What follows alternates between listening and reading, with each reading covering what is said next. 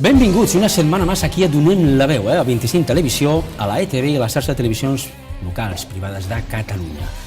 Avui comencem amb un advocat que ja és ben conegut d'aquí de la casa, és el Josep Fajula, del bufet Fajula Codina Abogados, aquí a Francesc Macià, número 3, quart segona, a Barcelona concretament, amb un telèfon al 93201 6490. Ho dic ara perquè ho podeu apuntar, si necessiteu el servei que ve a parlar.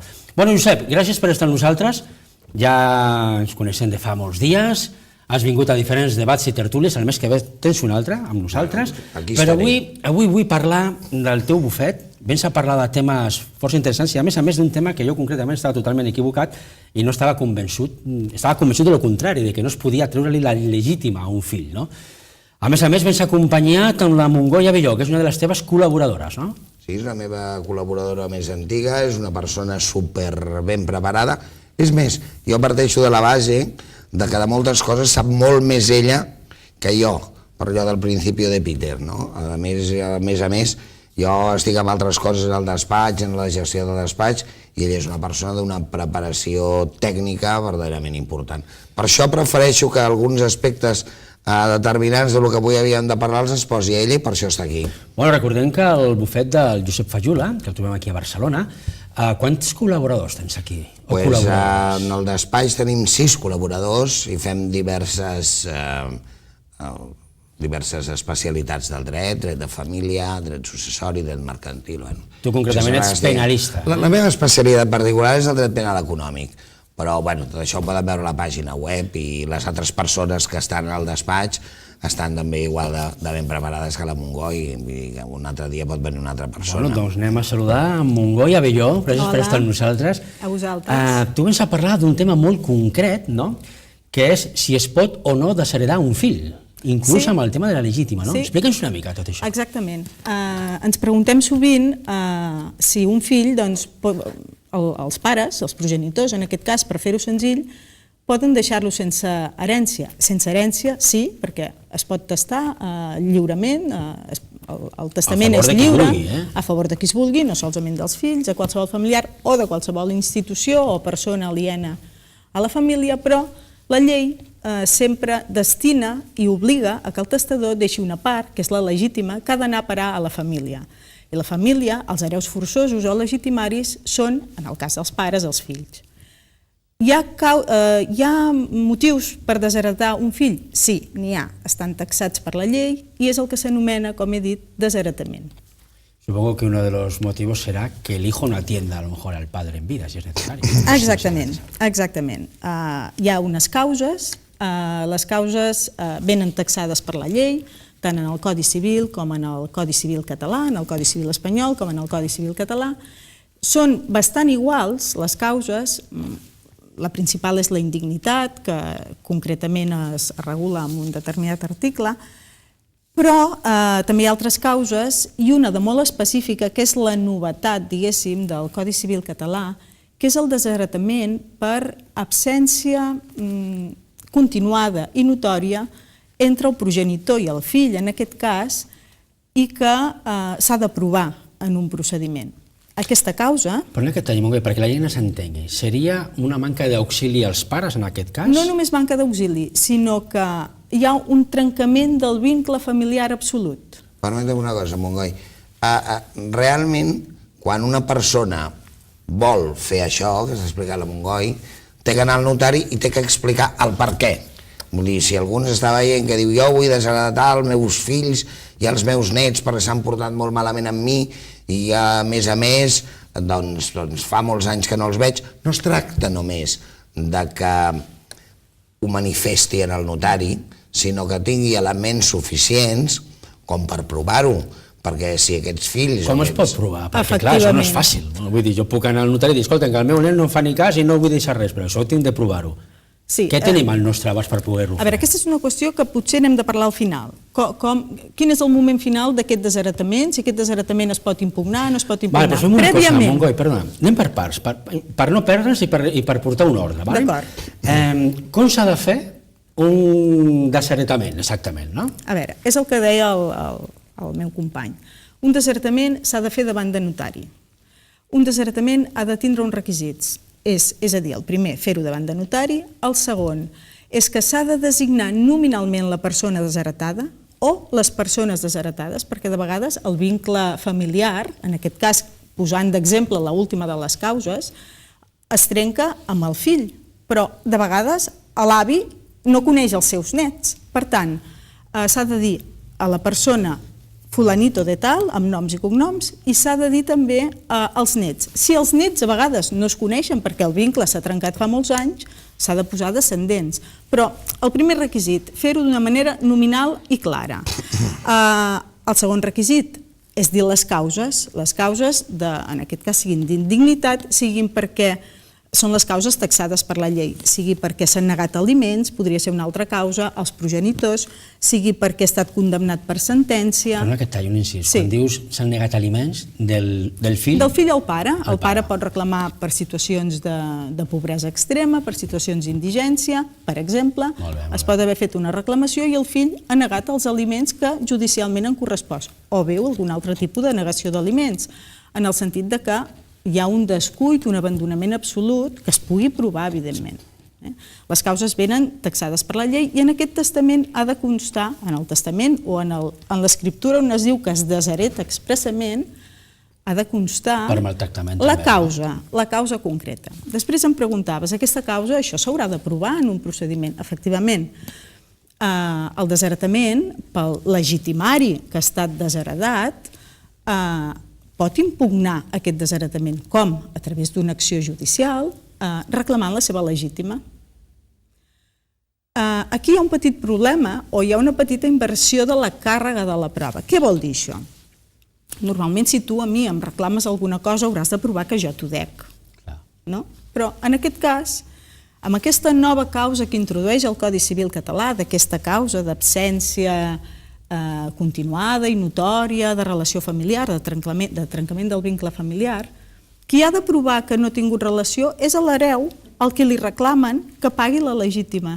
És a dir, l'hereu, el que s'ha quedat amb l'herència, ha de provar que aquell legitimari que el pare l'ha tret havia trencat el vincle. Però havia trencat el vincle només per causa del fill. És a dir, si el pare ha dit jo no et vull veure més, el pare no pot desheretar-lo. I l'hereu haurà de pagar-li la legítima a aquell fill que injustament se l'ha desheretat. És a dir, només es pot desheretar en l'hipotètic cas de que hi hagi motius expressos de... Motius expressos que siguin imputables al fill que s'ha desheretat, que no siguin imputables al pare que un dia li ha dit ja pots marxar de casa, no et vull veure més, això no s'hi val. Això no s'hi val. Ni per capricho tampoc, eh? Per malament que se li hagi portat al fill, a no ser que no sigui una d'aquestes causes extremes que la llei disposa.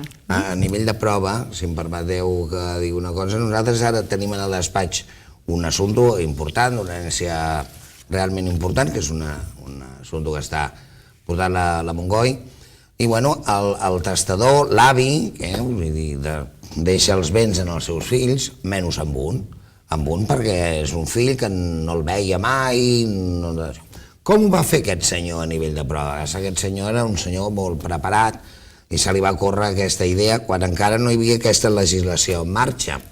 Doncs aquest senyor, que tenia 97 anys, però que tenia el cap molt bé, va agafar un psiquiatre, es va fer una entrevista que li filmessin, i aleshores davant del psiquiatre va començar a explicar mira, jo vull desheredar el meu fill perquè ha fet això i ha fet allò i fa 10 anys que no em parla i es va portar molt malament i tal. Amb la qual va aconseguir dues coses.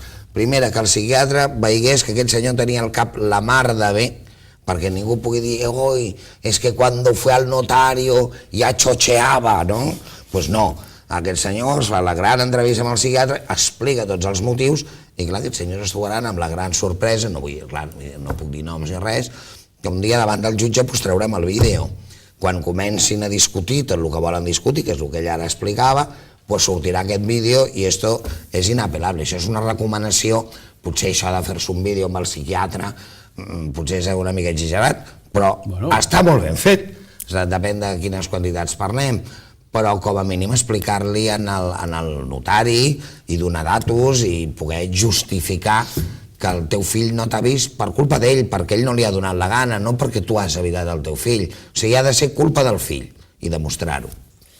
Suposo, deies Montgoi, deies fa una estoneta que és una nova legislació. Que són noves lleis i, bueno, són noves eines que ha posat la justícia a Bé, l'abast. concretament, perdona, és l'entrada en vigor del Codi Civil català, el llibre quart, que introdueix aquesta causa Quan ha entrat nova en vigor? Des de quan?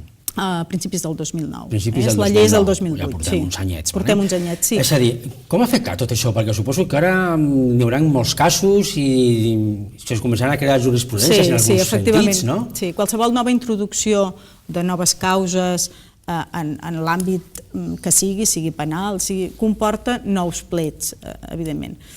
Això com té un efecte positiu i un efecte negatiu. Ja amb la pròpia càrrega de l'administració de justícia, doncs el fet que hi hagi nous plets suposa, i amb la gent de carregada com porten, suposa un alentiment de la justícia. I la justícia en aquest país, no? Valenta. Sí, suposa un alentiment encara més gran de la justícia, que en definitiva nosaltres els advocats amb el que ens trobem és que es tendeix a la simplificació. I en quin moment es tendeix a la simplificació del procés? A l'últim moment, en el judici. Quan vas preparat per aquell judici i et simplifiquen les proves no admetent-te-les, ens trobem realment amb un problema. No ens admeten les proves perquè les consideren de vegades no necessàries, de vegades perquè es consideren redundants o pel propi criteri del jutge, que no té per què ser el teu. Llavors ens trobem amb una simplificació del procés que en l'últim moment ens porta a que determinades coses, sobretot en àmbits de família, en àmbits d'intimitat familiar, costen d'aprovar. Però bé, és una conseqüència de qualsevol modificació de llei. Realment, tot això del que estem parlant, de heredar els fills i demés, són casos suposo que molt concrets. No, cuidado, molt més freqüents del que sembla. Nosaltres, en la nostra pàgina de Facebook del despatx, vam publicar fa temps, ara, fa mesos, ja fa 7 o 8 mesos. Un Facebook molt actiu, a més. Sí, perquè nosaltres procurem en el Facebook del despatx publicar notícies que siguin divertides, que siguin interessants, però que siguin... reials. Bueno, no llargues, però no grans articles, perquè la gent no s'ho llegeix. No, reials, notícies reials. N'hi ha un que es diu Ojo con el testamento de la iaia, perquè ens hem trobat últimament aquest any que ens han vingut molts assumptes en els que porten dret de testamentari de família, doncs que es troben unes grans sorpreses en els testaments i després tenen uns problemes. No hi ha res pitjor que un pleit entre família, un pleit entre cosins, entre germans. Quan es barregen les emocions amb els diners, aleshores allò és terrible, és el màxim. Una vegada que vaig estar aquí, vaig dir, i això és recurrent, que el Julio César va dir allò, detrás de cada problema jurídico hay uno psicológico. Pues cuando el psicológico no existe, el jurídico tampoco. Pues això és el cas. I ho vam publicar fins i tot en el Facebook, que ho va mirar molta gent, i molta gent ens va trucar per parlar d'això, perquè després es porten la gran sorpresa, perquè hi ha manipulacions, després la gent no sap que això es pot fer, de no deixar la legítima. Jo crec que la gent això tindria que saber-ho i per això ho volíem explicar. Anem a fer un petit resum del que hem parlat aquí, que és força interessant. En l'hipotètic cas que vostè ens estigui veient i tingui que fer testament i vulgui desheredar un fill, es pot fer, inclús deixar-li sense legítima, Montgoi? És el que estem parlant. Sí. I és més... Evidentment, tenen que haver-hi uns motius justificats i que, a més, vostè tindrà que provar. Això de dir al meu fill no li deixo res perquè no vull, no es tracta d'això, sinó que ho tenen de provar. Si teniu aquest tipus de dubtes o aquest tipus de problemes, si no vostè, potser un conegut, un familiar, un veí, un amic, algú que estigui en aquesta situació, està clar que el bufet del Josep Fajula, Codina Abogados, concretament el Francesc Macià, número 3/4 segona, us podran solventar fàcilment aquesta papeleta o aquest problema que podeu tenir. Concretament, la Montgoi Abelló seria, a més, la persona que us atendria en persona, qualsevol dels dos, en aquest cas. Ella sap molt més que jo d'això. En successions... Els podem atendre tots. Sens dubte. Doncs la Montgoi Abelló serà la que us atengui en persona i us pugui orientar de com teniu que procedir en aquest cas. De moment, ho deixem aquí si no teniu res més que aportar, que jo no he sabut preguntar i que potser sigui important dir-ho. No, simplement has fet un apunt que deies I això passa, els desertaments passen. Sí, perquè és una cosa que no és al carrer, no surt als diaris, vull dir, no? Precisament la llei, quan canvia, es fa ressò d'allò que demana la societat. I la societat es veu que, i estadístiques en tenim, que cada vegada els pares preguntaven més: escolta'm, aquest fill que jo fa anys que no el veig, que no el conec, que no conec els meus nets, per què ha de rebre el que és meu? Mira, deixa'm que m'allargaré un minut com a mínim, però imaginem ara el Manolo Díaz, el torero, ha estat ja reconegut com a fill d'aquest senyor, del cordobès padre, no? Vull dir, el cordobès padre podria negar-se a dejar-li la legítima?